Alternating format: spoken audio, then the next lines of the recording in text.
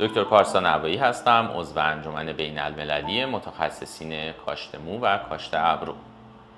خیلی از مراجعین کاشت مو میپرسن که شب اول بعد از کاشت چه مواردی رو باید رعایت بکنیم و با چه دستوراتی میتونیم شب راحت تری رو سپری بکنیم.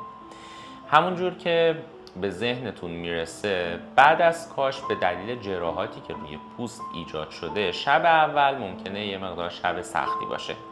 بنابراین میتونید از داروهای ضد درد مثل استامینوفن کدئین استفاده بکنید و اگر با استامینوفن کدئین طبق دستور حالا چند تا استامینوفن ممکنه استفاده بکنید و جوابدهی کمتر باشه، مثل افرادی که مصرف سیگار و قلیون و دخانیات دارن میتونید از شیاف دیکلوفناک هم استفاده بکنید. البته که باید همه اینها تجویز شده توسط پزشک متخصص خودتون باشه.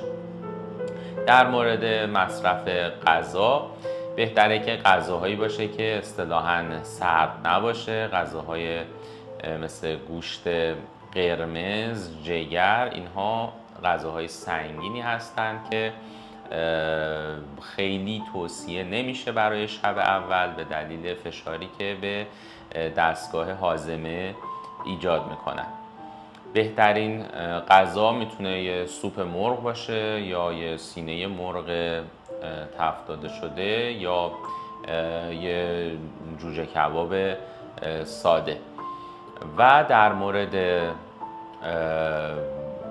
نحوه خوابیدن به صورت کامل در بخش نحوه خواب بعد از کاشت مو توضیح داده شده که بهتره یه مقداری زیر سر و گردن بلندتر باشه تا ورم از ناحیه جلوی پیشانی به سمت عقب و سمت گوش‌ها جریان پیدا کنه و در روزهای آتی ورم کمتری اطراف چشم ببینیم. ممنونم از توجه شما.